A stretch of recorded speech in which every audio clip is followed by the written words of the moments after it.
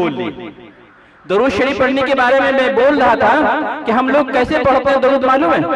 ऐसी आवाज होती है जैसे कान के पास मच्छर आ जाए। क्या आ जाए भाई?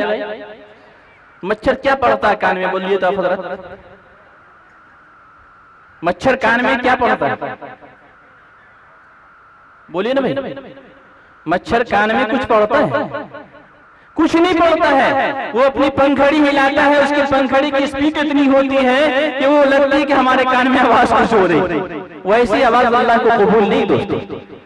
अकीदत हो, मोहब्बत हो और फिर और ये इसकी वजन और कीमत हो कि एक मरतबा दुरूद शरीफ पढ़ने से क्या मिलता है। अल्लाह के रसूल सल्लल्लाहु अलैहि वसल्लम के निस्बत से ये दुरूद जो है इसकी एक मरतबा पढ़ने से क्या मिलता है। अगर मुसलमानों को सही मानों में इसका यकीन दिल में जम जाए तो मार करेगा कि हमारी आवाज दूसरे की आवाज में बढ़ जाए। इसलिए इंशाअल्लाह एक मरतबा फिर से पढ़िए तो ऐसी मोहब्बत के साथ यकीन को जमा करके इसमें बहुत कुछ मिलता है। अल्लाहुम्मा सल्ली अला मुहम्मद व अला आलि मुहम्मद कमा सल्लैता अला इब्राहीम व अला आलि इब्राहीम इन्नका हमीदुम मजीद।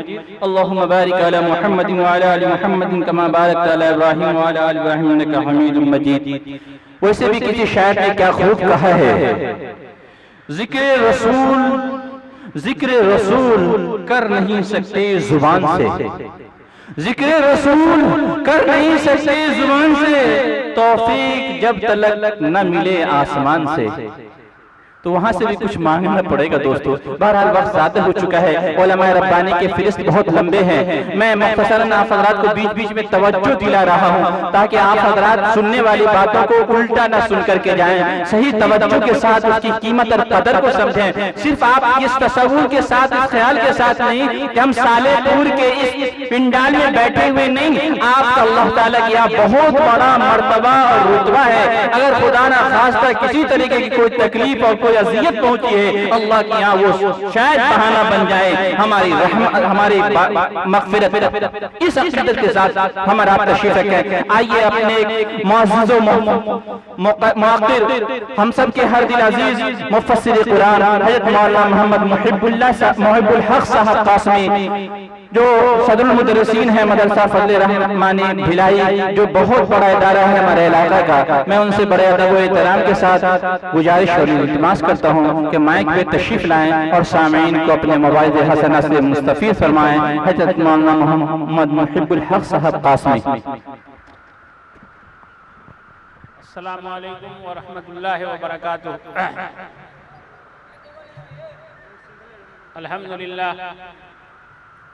अल्हम्दुलिल्लाह रब्बिल आलमीन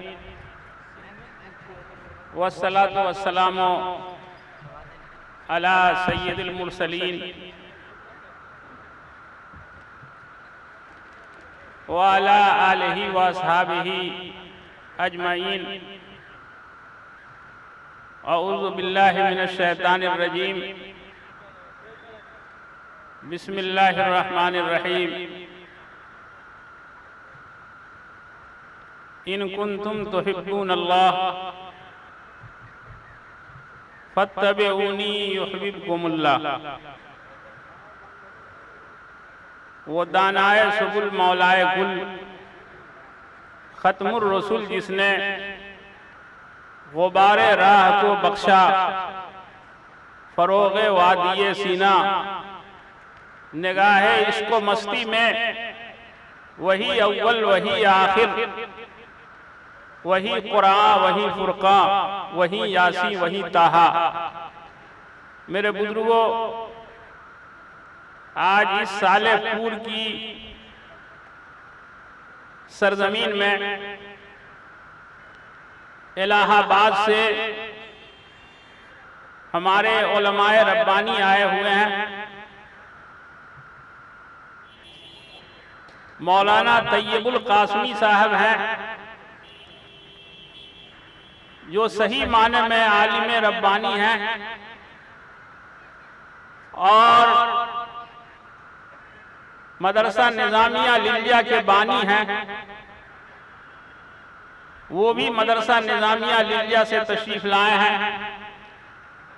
हमारे मदरसा फजले रहमानी से हमारे मोहतमिम साहब जिनकी सालिहियत बहुत मशहूर है, जो बहुत ही अच्छे आलिम दीन हैं, वो भी तशरीफ लाए हैं। और मेरे भाई, मेरे बुजुर्गों, इलाका के उलमाए किराम, जिनमें से बहुत से लोगों का मैं नाम नहीं जानता हूं, आज के इस मुबारक जलसा में यहां तशरीफ लाए हैं। मेरे भाई, मेरे बुजुर्गों, दीन की निस्बत जो है वो रसूलुल्लाह सल्लल्लाहु अलैहि वसल्लम से कायम है। और हमने अल्लाह को भी पहचाना है तो रसूलुल्लाह सल्लल्लाहु अलैहि वसल्लम के कहने से। और कुरान अल्लाह की किताब है, इसको भी हमने पहचाना है जनाबे रसूलुल्लाह सल्लल्लाहु अलैहि वसल्लम के कहने से। तो पहली चीज ये है कि ईमान की तारीफ ही की गई है। हमारे उलमाए किराम जानते हैं कि ईमान नाम है अस-तस्दीक़ु बिमा जा बिही रसूलुल्लाह सल्लल्लाहु अलैहि वसल्लम, कि हम अपने ईमान को अगर जानना चाहते हैं तो बस एक जुमला कहेंगे कि रसूलुल्लाह सल्लल्लाहु अलैहि वसल्लम जो चीज लेकर के आए हैं उस पर अगर हमारा यकीन है तो हम मुसलमान हैं। और अगर उसमें जर्रा बराबर की शक है कि ये बात रसूलुल्लाह सल्लल्लाहु अलैहि वसल्लम की है, हम मुझे इसमें शक है, तो हम ईमान वाले नहीं है या नहीं है भाई? नहीं है, ईमान वाले नहीं है। हदीस शरीफ में है, हदीस मेराज में,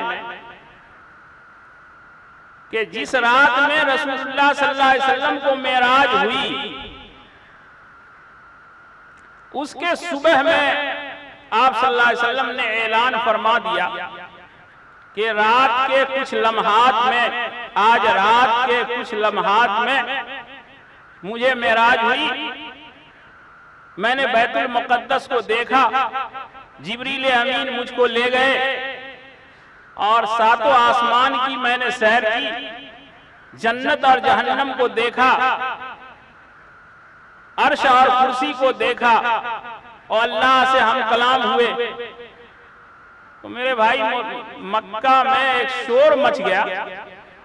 और ये हदीस शरीफ में आया है कि जो लोग कमजोर ईमान वाले थे उन्होंने इनकार कर दिया कि ऐसा नहीं हो सकता है। जब अबू जहल ने सवाल किया कि ऐसा हो सकता है कि एक आदमी रात के मामूली लम्हे में और जो है इतना बड़ा सैर हो जाए आसमान जमीन का, बैतुल मुक़द्दस का 40 दिन का रास्ता है। तो मेरे भाई, मेरे बुजुर्गों, हदीस में आया है कि जब हजरत अबू बकर से ये कहा गया तो हजरत अबू बकर ने कहा कि अगर जनाबे रसूलुल्लाह सल्लल्लाहु अलैहि वसल्लम ने फरमाया है, अगर मेरे नबी ने कहा है तो ये सच। आप लोग जानते हैं कि अल्लाह के नबी ने उनके बाद उनको लक़ब दे दिया कि ये सिद्दीक। तो मेरे भाई, मेरे बुजुर्गों, असली चीज ये है कि हुजूर का आईना हमारे सामने हर वक्त रहे। अगर हुजूर की सुन्नत, हुजूर की सीरत, हुजूर का आईना अगर हमारे सामने रहेगा तो इंशाअल्लाह ताला हम कभी भी भटक नहीं सकते हैं और गुमराह नहीं हो सकते। मेरे भाई, अब जनाबे रसूलुल्लाह सल्लल्लाहु अलैहि वसल्लम का 3 हक है। सबका हक पहचान लीजिए तो मामला खत्म है। पहला हक यह है, पहला हक उनका है मोहब्बत का हक। मोहब्बत का ताल्लुक किस चीज से है आप जानते हैं? मोहब्बत का ताल्लुक दिमाग से है या दिल से है? बोला जाए, दिल से। और दूसरा हक है अजमत का हक।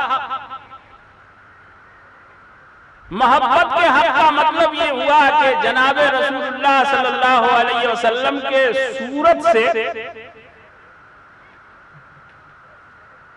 आपको मोहब्बत है, जनाबे रसूलुल्लाह सल्लल्लाहु अलैहि वसल्लम की सीरत से भी मोहब्बत होना चाहिए।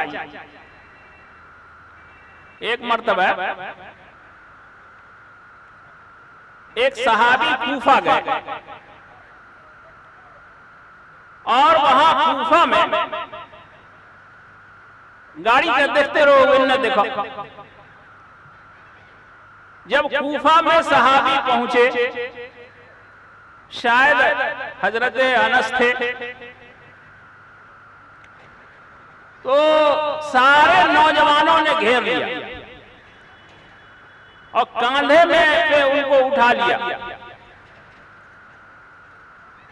और कहा कि रसूलुल्लाह सल्लल्लाहु अलैहि वसल्लम जिंदा होते, जनाबे रसूलुल्लाह सल्लल्लाहु अलैहि वसल्लम जिंदा होते तो आज इनको हम कांधा पे भी उठाते और आंख से भी लगाते। तो उन्होंने एक बात फरमाई कि ऐ मेरे अजीज, अपने नबी को कांधा पर उठाना हम लोगों के लिए बड़ा आसान था। कांधा पर उठा लेना बहुत आसान था। खंदक के दिन जब 10,000 दुश्मन अबू सुफियान ने लाया था और पूरे मदीना को की घेराबंदी कर दी गई थी,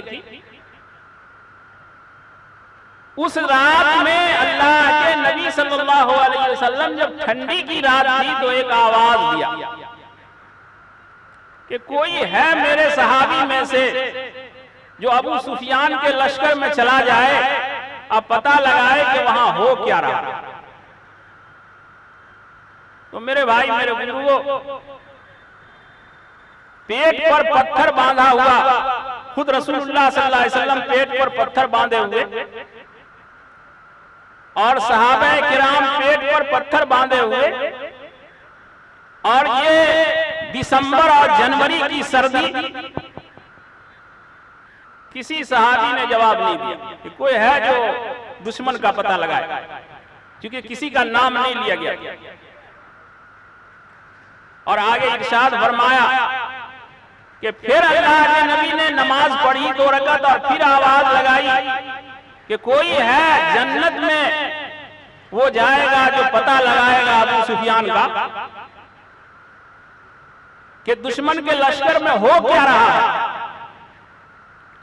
तो मेरे भाई, मेरे बुजुर्गों, हदीस शरीफ में है किसी सहाबी ने कुछ जवाब नहीं दिया। और तीसरी मर्तबा अल्लाह के नबी सल्लल्लाहु अलैहि वसल्लम ने ये इरशाद फरमाया, हालात इतने संगीन थे कि कुरान ने कहा है कि कलेजा मुंह को आने लगा। ऐसा नफ्सी नफ्सी का आलम था। वैसे हालात जो खंदक में पेश आए हैं वो आज दुनिया में कहीं पेश आया नहीं है। तो मेरे भाई, मेरे बुजुर्गों, कहा अल्लाह के नबी सल्लल्लाहु अलैहि वसल्लम ने कि मेरे साथ वो जन्नत में रहेगा। तो कोई सहाबी जवाब नहीं दिया। आखिर में हजरत हुज़ैफा थे जो किनारे में थे, तो नजर पड़ गई तो वो फुरफुरा करके उठे और अल्लाह के नबी सल्लल्लाहु अलैहि वसल्लम ने उनसे कहा कि तुम चले जाओ और उनको दुआ दो। ये दुआ जो होती है, दुआ भी एक अजीब चीज है। अगर हम दुआ जो है सिद्क़े दिल से करें, अमल भी हमारा साथ हो, तो दुआ कबूल हो जाती है, वरना कबूल नहीं होती। तो मेरे भाई, मेरे बुजुर्गों, अल्लाह के नबी ने उनको दुआ दी कि अल्लाह इनकी हिफाजत फरमा, दाएं से, बाएं से, आगे से, पीछे से। तो हदीस शरीफ में है कि हुजूर की दुआ उनको मिली, तो उन्होंने फरमाया कि मैं जो गया तो मुझे सख्त शिद्दत की सर्दी में ये महसूस हुआ कि हम हम्माम में हैं, गर्म हैं। और फिर वहां से पता लगा कर आए और एक जुमला हुजूर ने फरमाया था कि कोई हरकत मत करोगे, कोई हरकत मत करोगे, चाहे दुश्मन हमें घेरे हुआ है, लेकिन तुमको कोई हरकत नहीं करना है। अबू सुफियान का वो पता लगा करके चले आए। तो ये मोहब्बत की बात जो है, ये मैं कह रहा था कि इसका ताल्लुक दिल से है। वहां आदमी किसी चीज को नहीं देखता है, सिर्फ देखता है कि नबी का हुक्म क्या है। और दूसरा जो है, दूसरा हक हुजूर का है अजमत का। याद रखिएगा, अजमत का ताल्लुक बोलिए किस चीज से है? अरे आपके दिल में किसी की इज्जत हो, आपके दिल में किसी की वक़ात हो, आपके दिमाग में नहीं हो, तो ये अजमत का ताल्लुक जो है दिमाग से है कि हमारे दिमाग में होना चाहिए कि हमारे नबी ने जो फरमाया है वो बरहक है, और हमारे नबी से बड़ा न कोई फलसफी है, न कोई साइंसदान है, न कोई हकीम है, न कोई फलासफर है। ये होना चाहिए। अरे आज सारी दुनिया ने मान लिया है। एक किताब एक अंग्रेज की लिखी हुई है, माइकल की, 100 बड़े आदमी, उसमें सबसे पहले ईसाइयों ने लिखा है कि मोहम्मद साहब सबसे बड़े आदमी थे। पूरी दुनिया हुजूर को मान चुकी है। तो मेरे भाई, हमारे दिमाग में अजमत का ताल्लुक दिमाग से है कि हमारे दिमाग में होना चाहिए कि हमारे नबी सबसे बड़े हैं, अफलातून से भी बड़े हैं, अरस्तु से भी बड़े हैं, और आज के जो न्यूटन हैं या जितने साइंसदान हैं उनसे भी बड़े हैं। वो जो फरमा करके गए हैं वो बदलने वाला नहीं है, और जितने भी साइंसदान या फलसफी फरमा के गए हैं वो बदल चुका है। जो बात कल कही गई है कि सूरज घूम रहा है या जमीन घूम रही है, तो मेरे भाई, मेरे बुजुर्गों, आज वो बात गलत हो गई है। कल तक उसको जो है सही समझा जा रहा था, आज गलत। तो दूसरा हक हुजूर का है अजमत का, और तीसरा हक ये है कि दिल में मोहब्बत होगी हुजूर की और दिमाग में अजमत होगी, तो हाथ पैर से हम कौन काम करेंगे? उसके खिलाफ करेंगे? नहीं करेंगे। एक हम मिसाल देते हैं। अंग्रेजों ने अपने जमाने में कानून बनाया। आप लोग शर्ट पहनते हैं, अब तो शर्ट कम पहनते हैं, लेकिन पहले जब यहाँ अंग्रेज आए थे तो उनका लिबास था शर्ट और पैंट, क्योंकि वो मुल्क जाड़ा का मुल्क है, सर्दी का मुल्क है, तो मोटा कपड़ा पहनते थे और वो जुल्फ रखते थे। तो वो हमारे हिंदुस्तान के लोगों ने भी अंग्रेजी तहजीब से मोहब्बत थी तो रखना शुरू किया। कानून नहीं बनाया था कि आपको शर्ट पैंट पहनना पड़ेगा। अंग्रेज ने भी कानून नहीं बनाया कि शर्ट और पैंट पहनना पड़ेगा, लेकिन मोहब्बत अंग्रेज से थी, अंग्रेजी तहजीब से थी, तो उसकी नकल करने लगे। एक बात मैं कहना चाहता हूं कि छोटी सुन्नत हो या बड़ी सुन्नत हो, अगर हुजूर पाक सल्लल्लाहु अलैहि वसल्लम से हमको मोहब्बत होगी तो उनकी सुन्नत, उनका रहन सहन, उनका जो कल्चर था, उनका जो मुआशरा था, उनका जो लिबास था, वो भी हमको पसंद आएगा इंशाअल्लाह। तो ये तीन हक है रसूलुल्लाह सल्लल्लाहु अलैहि वसल्लम का। एक बात मैं कहना चाहता हूं कि हुजूर ने एक पैगाम दिया है। कुरान आखिरी किताब है, अरे कुरान आखिरी किताब है ना, और कुरान में अल्लाह तबारक तआला ने तमाम चीजों को बयान फरमा दिया। और याद रखिए कि जनाबे रसूलुल्लाह सल्लल्लाहु अलैहि वसल्लम आखिरी नबी हैं, आपके बाद कोई नबी आएंगे? और कुरान करीम में ये कहा गया है कि जितने पैगंबर आए हैं सब पर आपको ईमान लाना है, और किसी नबी को अगर आप बुरा भला कह दें तो आप मोमिन रहेंगे, मुसलमान रहेंगे? नहीं। अगर आपने हजरत ईसा अलैहिस्सलाम को बुरा भला कह दिया, अगर आपने हजरत मूसा को बुरा भला कह दिया, अगर आपने गौतम बुद्ध को बुरा भला कह दिया, अगर आपने राम जी कृष्ण जी को बुरा भला कह दिया, तो आप मुसलमान रहेंगे? नहीं रहेंगे।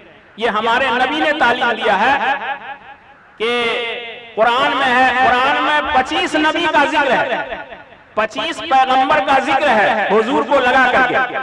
अब बाकी कहा गया है कि और भी 1,24,000 नबी आए हैं, तो किसी पैगंबर के खिलाफ आपको बोलना नहीं है।